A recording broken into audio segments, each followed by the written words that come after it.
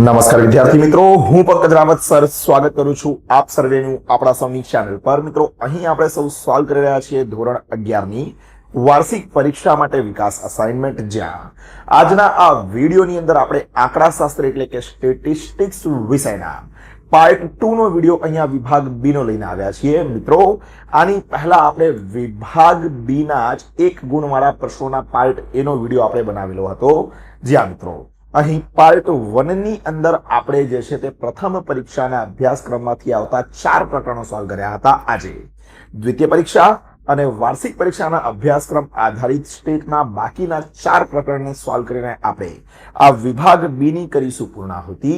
તો હર હંમેશની જેમ આપ સર્વે વિદ્યાર્થી મિત્રોનો પ્રેમ બતાવતા આ વિડીયોને લાઈક અને શેર કરીને બન્યા રહેજો વિડીયોમાં અંત સુધી। તથા આપ શ્રી જો ક્યાંકથી હરતા ફરતા પહેલી વખત પધાર્યા છો આપણી આ ચેનલ ડેક્સ એકેડમી પર, તો નીચે આવેલા લાલ કલરના સબસ્ક્રાઇબ બટનને દબાવીને ચેનલ પર જોડી દેજો તથા બાજુમાં આવેલા બેલ આઇકનને કરી દેજો ભાઈ ઓલ પર સેટ, જેથી કરીને ભવિષ્યમાં જ્યારે પણ નવો વિડીયો અપલોડ થાય ત્યારે સૌથી પહેલા ધોરણ 11 અને 12 ની અંદર આપને આવો જ મહત્વપૂર્ણ વિડીયો જે છે તે મળતો રહે। ચાલો મિત્રો, શરૂઆત કરીએ છીએ પાર્ટ 2 ના આપણા આજના આ વિડીયોની। મિત્રો, પાર્ટ 1 નો વિડીયો ના નિહાળ્યો હોય, અન્ય વિષયોના વિકાસ અસાઇનમેન્ટના સોલ્યુશનના વિડીયોઝ ના નિહાળ્યા હોય તો નીચે કમેન્ટ બોક્સની અંદર પિન કરેલી લિંક દ્વારા વિડીયો નિહાળજો, અથવા તો તમે ડિસ્ક્રિપ્શન બોક્સમાં આપેલી લિંક દ્વારા પણ વિડીયોને જોઈ શકો છો।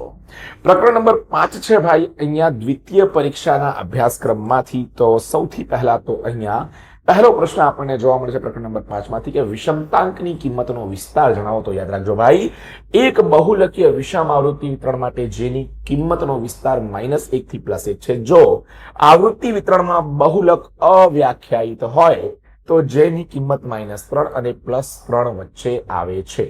તો આથી જાય ભાઈ અહીંયા આપણો પહેલો જવાબ। ચાલો ત્યારબાદ વાત કરીએ બીજા નંબરના પ્રશ્નની। બાઉલીની પદ્ધતિમાં વિષમતાનું માપ મેળવવાનો આધાર જણાવો। તો કે ભાઈ બાઉલીની પદ્ધતિની અંદર વિષમ આવૃત્તિ વિતરણમાં ચતુર્થકો Q1 અને Q3 મધ્યસ્થ M થી સમાન અંતરે આવેલા હોતા નથી। આ આધારથી બાઉલીની પદ્ધતિમાં વિષમતાનું માપ મેળવવામાં આવે છે। મિત્રો, ત્રીજો પ્રશ્ન છે અહીંયા કે એક આવૃત્તિ વિતરણના 3 ચતુર્થકો 42, 36 અને 40 છે, તો તે આવૃત્તિ વિતરણનો પ્રકાર જણાવો। સમજો ભાઈ, 3 ચતુર્થકો કીધા। 3 ચતુર્થકો એટલે શું ભાઈ? તો કે Q1, Q2 અને Q3, બરાબર છે। હવે સમજો ધ્યાનથી અહીંયા Q1 સૌથી નાની સંખ્યા જે હોય એને આપણે Q1 માનવાની, તો 36 આપણો Q1 થઈ જાય, બરાબર છે। ત્યારબાદ Q2 નો અર્થ થાય ભાઈ M। M એટલે શું? મધ્યસ્થ। તો કે એનાથી મોટી સંખ્યા જે છે 40, એને આપણે શું માનીશું? મધ્યસ્થ એટલે Q2। અને સૌથી નાનામાં નાની સંખ્યા, સૌથી મોટામાં મોટી ભાઈ સંખ્યા જે છે 42, એને આપણે કહીશું Q3, બરાબર છે। હવે આપણે આવૃત્તિ વિતરણનો પ્રકાર અહીંયા જણાવવાનો છે। સૌથી પહેલા સુધી અહીંયા આપણે ડાયરેક્ટ જેનું સૂત્ર શું ભાઈ?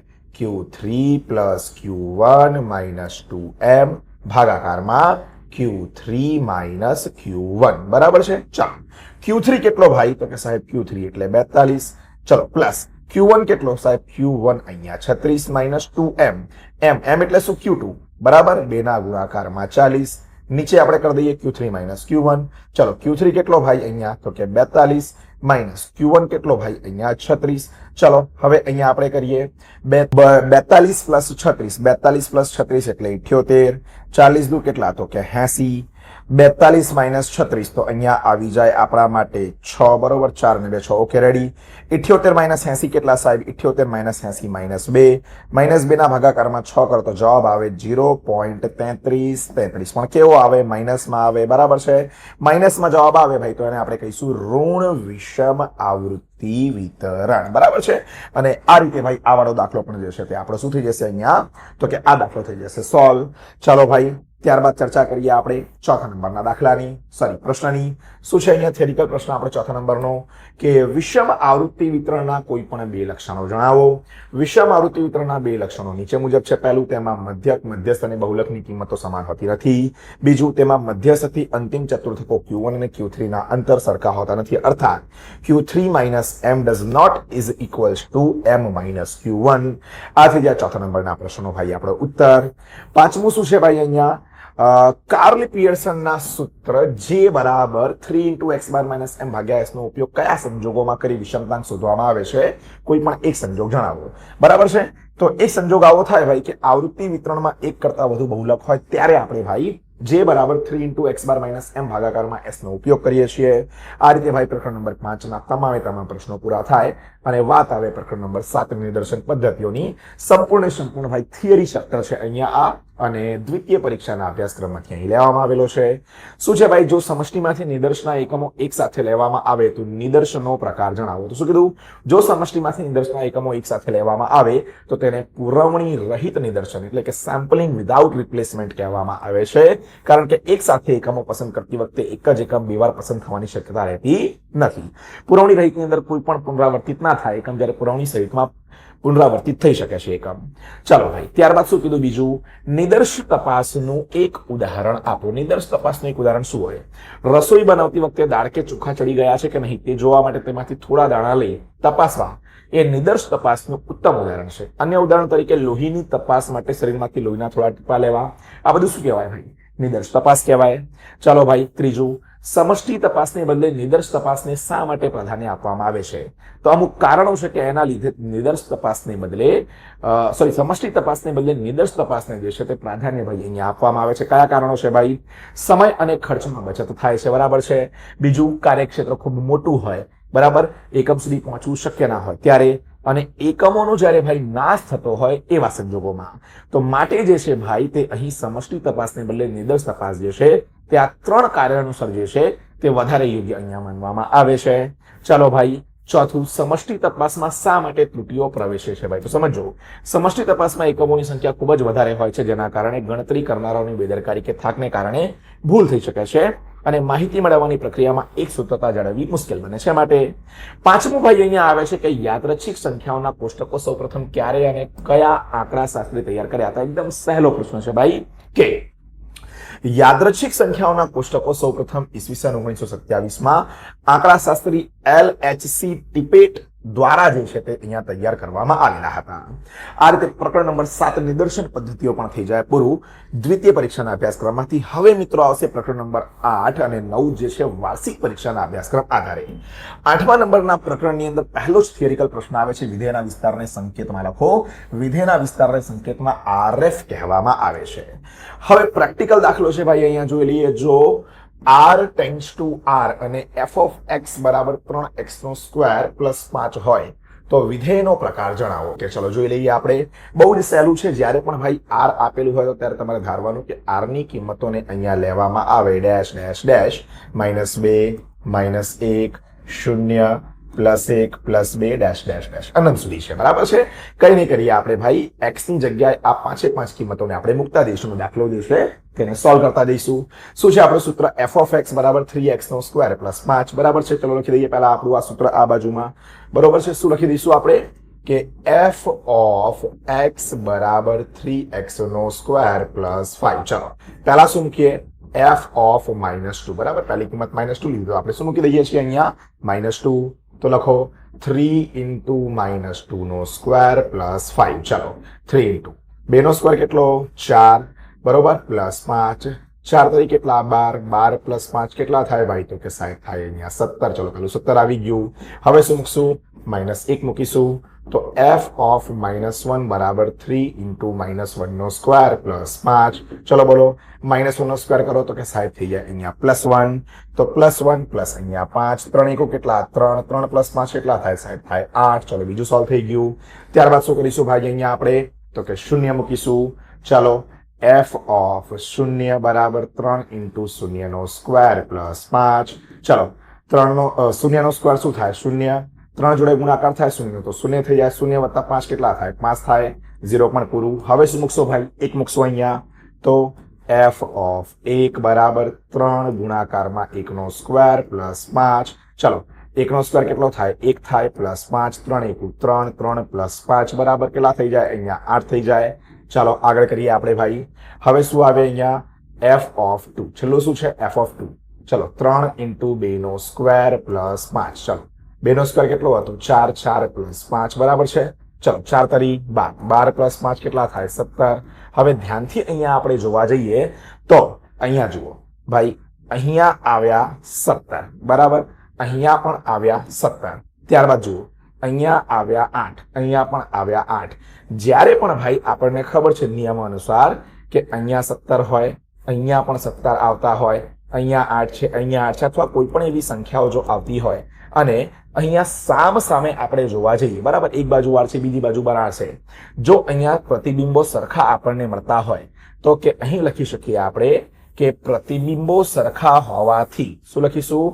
પ્રતિબિંબો સરખા હોવાથી અનેક એક વિધેય બને. કયો વિધેય બને ભાઈ? અનેક એક વિધેય બને. બરાબર, તો કયો વિધેયનો પ્રકાર છે? અનેક એક વિધેય. બરોબર, એટલે આપણે વિધેયનો પ્રકાર જણાવવાનું કીધું હતું, તો અનેક એક વિધેય છે. તો આ રીતે મિત્રો આ દાખલો અહીંયા સોલ્વ થઈ શકે છે. એકદમ સહેલામાં સહેલું આ ચેપ્ટર છે. મિત્રો ધોરણ 11 પૂર્ણ થવા આવ્યું છે અને ધોરણ 12 માટે સારા એવા ટ્યુશન ક્લાસીસની જો આપ શોધ કરી રહ્યા છો તો અત્યારે સ્ક્રીન ઉપર દેખાતા નંબર 8866562578 ઉપર સંપર્ક કરો અને આપણા ક્લાસીસ ડેક્સ એકેડમીમાં એક અઠવાડિયાનો ફ્રી ડેમો લેક્ચર અટેન્ડ કરો. 50% ફી માફી તો છે જ, પરંતુ સાથે સાથે જ નિષ્ણાંત ફેકલ્ટીઝ જોડે એક્સપર્ટની ટીમ આપણી અને દર અઠવાડિયે માસિક પરીક્ષાની સાથે એક સરસ મજાનું ક્લાસરૂમ એન્વાયરમેન્ટ અને અન્ય ઘણી બધી પ્રવૃત્તિઓ તમારા માટે રાહ જોઈ રહી છે. તો બિલકુલ પણ વાર ના કરો, ટ્યુશન રખાવો, સારું રખાવો. 8866562578 ઉપર નંબર ઉપર સંપર્ક કરો અને અત્યારે જ તમારી સીટ કન્ફર્મ કરો આપણા ડેક્સ એકેડમી ટ્યુશન ક્લાસીસની અંદર. ચાલો મિત્રો આગળ ચર્ચા કરીએ આપણે ત્રીજા નંબરના પ્રશ્નની. થિયરિકલ પ્રશ્ન દેખાય છે. અચળ વિધેયની વ્યાખ્યા આપો. શું છે અચળ વિધેયની વ્યાખ્યા? ધારો કે a tends to b A a થી b પરનું વિધેય છે. જો પ્રદેશ ગણ a ના પ્રત્યેક ઘટક માટે તેને અનુરૂપ સહપ્રદેશ ગણ b માં ફક્ત એક જ પ્રતિબિંબ fx મળતું હોય તો વિધેયને અચળ વિધેય કહેવાય છે. અર્થાત f of a tends to b માટે જો પ્રદેશ ગણ a ના પ્રત્યેક ઘટક માટે એક જ પ્રતિબિંબ f ઓફ x મળે તો f ને જે છે તે અચળ વિધેય કહેવાય. બરાબર છે. માની લો કોઈ પ્રતિબિંબ છે અહીંયા 1 2 3 4 5 અને બધાનો જવાબ અહીંયા એક જ આવતો હોય, બધા જ પ્રતિબિંબો એક જ જગ્યાએ મળતા હોય તો આને શું કહેવાય? અચળ વિધેય કહેવામાં આવે છે. ચાલો ચોથું, બે અતિરિક્ત ગણોના ઘટકો વચ્ચેના અનન્ય સંબંધને શું કહેવામાં આવે છે? જુઓ ભાઈ, બે અતિરિક્ત અથવા અરિક્ત ખાલી ન હોય તેવા ગણોના ઘટકો વચ્ચેના અનન્ય સંબંધને વિધેય કહેવાય છે. અને જો ગણ એના દરેક ઘટકને સંગત ગણ બી માં એક અને માત્ર એક જ અનન્ય ઘટક મળતો હોય તો તે સંબંધને વિધેય a ટેન્ડ્સ ટુ b તરીકે ઓળખવામાં આવે છે. છેલ્લો પ્રશ્ન જોઈએ ભાઈ અહીંયા કે વિધેય તેના પ્રદેશ અને સહપ્રદેશને કેવી રીતે સાંકળે છે? તો જવાબમાં લખીશું આપણે વિધેય તેના પ્રદેશ એટલે કે ડોમેન અને સહપ્રદેશ કોડોમેનને વિધેયના સૂત્ર અથવા નિયમ દ્વારા સાંકળે છે, જ્યાં a ટેન્ડ્સ ટુ b ની અંદર a ને વિધેયનો પ્રદેશ કહેવાય, b ને વિધેયનો શું કહેવાય ભાઈ? અહીંયા સહપ્રદેશ કહેવાય. શું કહેવાય ભાઈ? અહીંયા સહપ્રદેશ કહેવાય. જ્યારે પ્રદેશના કોઈ ઘટક x ને વિધેયના નિયમનમાં મૂકવામાં આવે ત્યારે મળતા પરિણામ f ઓફ x ને સહપ્રદેશમાં તેને પ્રતિબિંબ કહેવાય છે. આમ વિધેય એ પ્રદેશના દરેક ઘટકને સહપ્રદેશના કોઈ ચોક્કસ ઘટક સાથે જોડતી એક કડી અથવા તો સંગતતા છે. મિત્રો આવી ગયા છીએ છેલ્લા પ્રકરણ ઉપર, પરંતુ તમારી કંજૂસી જુઓ ભાઈ, વિડીયોને લાઈક નથી કર્યો ભાઈ. કેમ? આટલી સરસ રીતે ભાઈ વિડીયો ચાલી રહ્યો છે, મહેનત લાગે છે વિડીયો બનાવવામાં, ફાઇલ બનાવવામાં. ભાઈ વિડીયોને લાઈક કરો, ચેનલ ઉપર નવા છો તો સબસ્ક્રાઇબ કરવાનું ના ભૂલતા. બરાબર, તમારી એક લાઈક મારું ઘણું બધું મોટિવેશન, ઘણું બધું જે છે તે પ્રોત્સાહન પૂરું પાડી શકે છે. રૂપિયા પૈસા માંગવાના નથી ભાઈ, ફક્ત લાઈક કરવાની છે અહીંયા. બરાબર, તો વિડીયોને લાઈક અચૂકથી કરજો. જુઓ પહેલો પ્રશ્ન શું આવે છે ભાઈ? પ્રકરણ નંબર 9 માં આપણને વાર્ષિક પરીક્ષામાંથી છે. ગુણોત્તર શ્રેણી ar સ્ક્વેર ar ક્યુબ એનું પદ શું થશે? સમજો ભાઈ ધ્યાનથી. પ્રથમ પદ બરોબર અહીંયા ar છે. સામાન્ય ગુણોત્તર જોવા જઈએ અહીંયા તો તે r છે. બરોબર છે. ગુણોત્તર શ્રેણીના n માં પદનું સૂત્ર tn બરાબર a into rn minus 1 મુજબ અહીંયા આપણે જોવા જઈએ તો સમજો ધ્યાનથી અહીંયા કે tn બરાબર ar into rn minus 1, tn બરાબર a into r 1 plus n minus 1, તો tn બરાબર arn. એવી રીતે પણ ના કરો તો એકદમ શોર્ટકટ તમને શીખવાડું. જુઓ ભાઈ, પહેલું a આવે તો a પછી ar આવે, ar પછી આવે ar square, ar cube, ar ની 4 ઘાત, ar ની 5 ઘાત. તો મને કહો nમું પદ કયું હોય? ar ની n ઘાત. અનંત છે ને એમની, તો ar ની n ઘાત સીધે સીધો આનો જવાબ પણ લખી શકો. અને થોડું થિયરિકલ બનાવીને લખવું છે તો આ લખી શકો, બાકી ડાયરેક્ટ જવાબ પણ લખી શકાય છે. 1 માર્કમાં છે એટલે કે nમું પદ એટલે ar ની n ઘાત. ડાયરેક્ટ આપણને જવાબ મળી જાય. ચાલો ત્યારબાદ ભાઈ કીધું છે બીજા પ્રશ્નની અંદર કે ગુણોત્તર શ્રેણી 0.1, 0.01, 0.001 નો સામાન્ય ગુણોત્તર એટલે કે r શોધો. જુઓ ભાઈ, r શોધવા માટેનું સૂત્ર શું ભાઈ? r બરાબર આવે t2 ભાગાકારમાં t1, એટલે બીજું પદ ભાગાકારમાં પહેલું પદ. બોલો બીજું પદ કેટલું? 0.01. પહેલું પદ કેટલું ભાઈ? અહીંયા આપણું 0.1. 0.01 ને 0.1 વડે ભાગ આપો તો 0.1 જવાબ આવે. એ શું મળી ગયા ભાઈ આપણને? આપણો સામાન્ય ગુણોત્તર એટલે કે R. ચલો ત્રીજા નંબરનો દાખલો.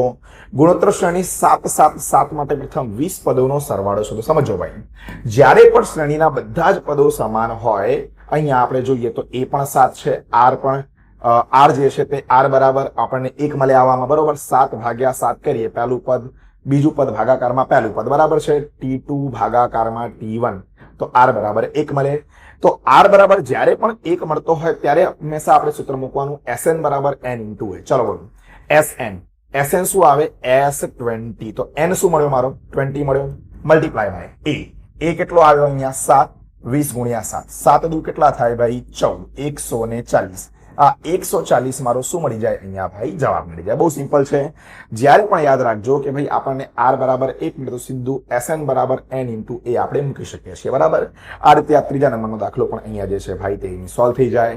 ચાલો છેલ્લા બે દાખલાઓ જોઈ લઈએ આપણે, ચોથા અને પાંચમા નંબરનો દાખલો. ચોથા નંબરના દાખલાની અંદર મિત્રો કે જો ગુણોત્તર શ્રેણીનું nમું પદ Tn બરાબર 2n+1 હોય તો સામાન્ય ગુણોત્તર શોધો. કઈ નહીં કરવાનું આપણે શું કરી શકીએ છીએ? અહીંયા સૌથી પહેલામાં પહેલું T1 મૂકી દઈએ. આ પદની બદલે તો લખો T1 બરાબર 2. n ની જગ્યાએ શું આવશે? અહીંયા 1 મૂક્યો તો ઉપર પણ 1. 1 + 1 બોલો. 1 + 1 કેટલા થાય? 2. 2 નો સ્ક્વેર કેટલો થાય? 4. T1 શું મળ્યો? 4 મળ્યો. ચલો હવે શું કરી દઈએ? આપણે T2 શોધી દઈએ, બરાબર. T1 મળી જાય તો T2 શોધવાનું. T2 એટલે શું? હવે અહીંયા n ની જગ્યાએ 2 તો 2 + 1. ચલો 2 ની કેટલી ઘાત? 3 ઘાત. 2 દુ 4, 4 દુ 8. કેટલા આવી જાય ભાઈ? T2 બરાબર આવી જાય 8. હવે સામાન્ય ગુણોત્તર એટલે શું? R શોધવા માટેનું સૂત્ર શું છે આપણું? R બરાબર T2 ભાગાકારમાં T1. બોલો T2 કેટલા આવ્યા આપણા? T2 આવ્યા અહીંયા 8. ચલો T1 કેટલા આવ્યા? અહીંયા 4. 4 દુ 8. 2 આવી જાય. શું આપણો સામાન્ય ગુણોત્તર એટલે કે R, બરાબર.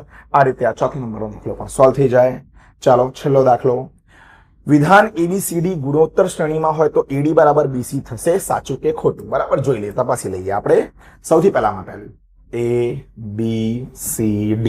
હવે જુઓ T2 ભાગ્યા T1, T3 ભાગ્યા T2, T4 ભાગ્યા T3 કરવું તો B/A બરાબર, પછી C/B, પછી D/C. આપણને શું પૂછ્યું હતું ભાઈ? AD બરાબર BC હોય. AD બરાબર BC. ચલો એનો મતલબ આ પદ અને આ પદ પહેલા આપણે છૂટા કરી દઈએ, આને હટાવી દઈએ અહીંયાથી. B/A બરાબર D/C. ચલો AD, ચલો ક્રોસમાં ચેક કરો. ચોકડી ગુણાકારમાં AD છે તો BC થાય. હા થાય ને, ચોકડી ગુણાકારમાં BC. યસ, વિધાન કેવું છે ભાઈ? અહીંયા સાચું છે, બરાબર છે. સિમ્પલી બેટા આ દાખલો પણ જે છે તે અહીંયા સોલ્વ થઈ જાય. આ રીતે મિત્રો વિભાગ બી સંપૂર્ણ આપણે કરી દીધો છે કમ્પ્લીટ. આશા રાખું છું સમજાવેલા વિડીયોની અંદર એકદમ વિગતવાર રીતે આપ સર્વે વિદ્યાર્થી મિત્રોને ખ્યાલ આવી ગયો હશે અને હવે સરસ રીતે તમે વિભાગ બી જે છે તે અહીં જાતે સોલ્વ કરી શકશો અને આવનારી વાર્ષિક પરીક્ષામાં ખૂબ સારું એવું પ્રદર્શન કરી શકશો. બસ તો મિત્રો આનાથી વધુ તો આજના વિશેષ વિડીયોની અંદર રાખવાનું નથી. વિડીયો ગમ્યો હોય તો વિડીયોને લાઈક કરજો, વધુમાં વધુ વિદ્યાર્થી મિત્રો સુધી વિડીયોને શેર કરજો. ચેનલ ઉપર નવા છો તો સબસ્ક્રાઇબ કરવાનું ભાઈ બિલકુલ પણ ના ભૂલતા. મળીએ છીએ દોસ્તો જલ્દી એક નવા વિડીયોમાં આવા કેટલાક મહત્વપૂર્ણ સોલ્યુશન ટોપિક મુદ્દાની સાથે. ત્યાર સુધી થેન્ક યુ સો મચ. જય હિન્દ, વંદે માતરમ.